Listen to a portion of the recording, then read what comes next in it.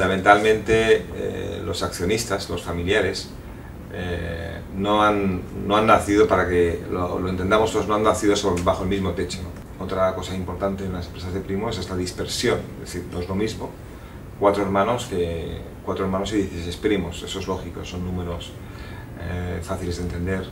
Y en el ámbito de la empresa, si siguiéramos el modelo de los 3 círculos, en el ámbito de la empresa, ahí fundamentalmente es el tamaño el que te da, y la profesionalización de la compañía la que te da la posibilidad de tener el mayor índice de supervivencia o no. Las tipologías de las empresas de primos, digamos que podemos clasificarlas de 2 formas. Una son aquellas que son verdaderamente de tercera generación, es decir, que existió un abuelo que fundó la compañía. Un abuelo la fundó, digamos, sus hijos la siguieron y los primos han recibido el testimonio de la continuidad. Este es el modelo, digamos, clásico. Pero ciertamente nos encontramos que hay muchas empresas familiares donde la fundaron los hermanos y los que prosiguen son los primos. En realidad sería una segunda generación de empresa, pero una tercera generación de familia, con lo cual se produce una situación realmente atípica. Mientras en el primer caso la problemática es digamos, una problemática ciertamente tipificada, en las de hermanos a primos, las cosas que más afectan son distintas. Es decir, las situaciones que más complican la realidad, la situación diaria, son distintas que en el modelo de empresas, digamos, de abuelo, padres y nietos, ¿no? Características, diferencias importantes, por ejemplo, lo que suele ocurrir en las que son empresas de abuelo, hijos y nietos, son empresas tercera generación de familia y tercera generación de empresa, el problema fundamental viene determinado por las cosas que los hermanos, los hijos, no han sabido solucionar y que normalmente heredan los primos. Es decir, muchos conflictos nos determinan la conducta por lo que los hermanos en su día no solucionaron porque su padre o el abuelo no solucionó. En lo que son tipologías de empresas de hermanos donde los hermanos fundaron la compañía y sus hijos son los que lo reciben, es totalmente diferente. Es decir, existe un modelo mucho más profesionalizado en que en las empresas de tercera generación de familia y tercera generación de empresa. En las empresas familiares donde existe tercera generación de familia y segunda generación de empresa, nos encontramos que quienes realmente suceden a los hermanos son personas o son miembros de la familia con mayor grado de profesionalización.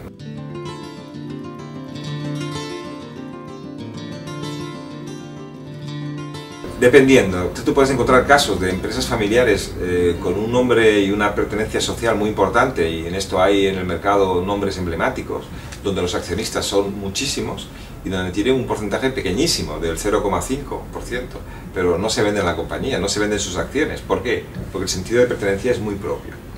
Y aunque la compañía no sea muy grande, el tener esto para ellos les supone muchas más cosas, en el sentido de lo que llamamos el sentido de pertenencia social, ¿no?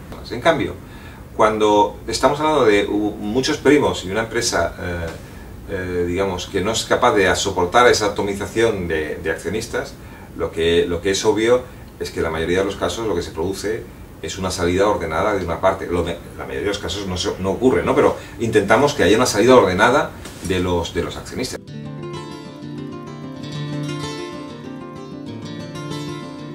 Nosotros consideramos que hay 3 retos fundamentales que tienen estas familias. Por tanto, tenemos reto 1, que es visión común, reto 2, objetivos financieros y objetivos de la familia respecto al entorno, es decir, la familia respecto a sí misma, la familia respecto a la empresa y la familia respecto a su patrimonio común, cómo interactúan.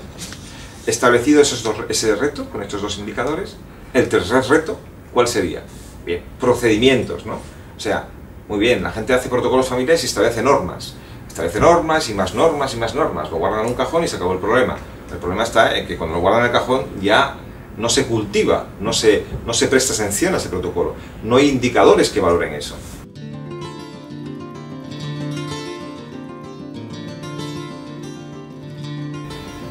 Mientras en una empresa de hermanos lo ideal es la complementariedad de los hermanos, en una empresa de primos tengo mis dudas de que eso sea lo mejor.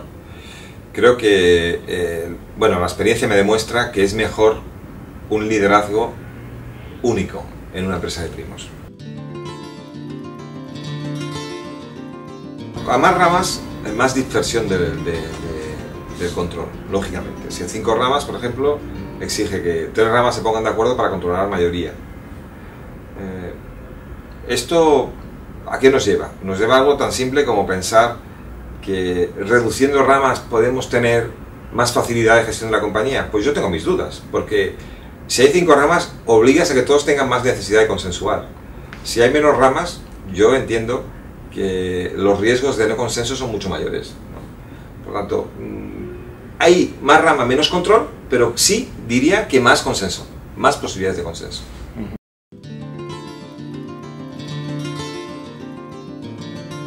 Recomendamos que exista representatividad, es decir, que el consejo de familia, dependiendo del número de ellos, si son superiores a 15 miembros entre todos los primos, recomendamos que se reduzca el consejo de familia a un número no superior a 10, ¿de acuerdo? Que haya proporcionalidad por rama, no por miembros de cada rama. Que los miembros de la familia que estén en el consejo de administración tengan 2 reglas básicas. Uno es la representación en función del poder que tiene esa rama en el número de acciones, y otra cosa que para mí no admite discusión, que es que los miembros que estén de la familia en el consejo de administración sea gente capaz, sea gente preparada, y que de hecho sea gente que se vea obligada constantemente a estar mejorando su capacidad para estar al frente de esa empresa de primos.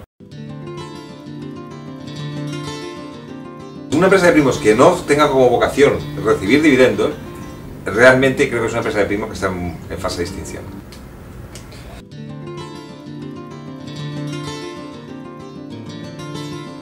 La historia te dice los valores que tú tienes. La historia te da, en el fondo, lo que quieres conseguir conjuntamente.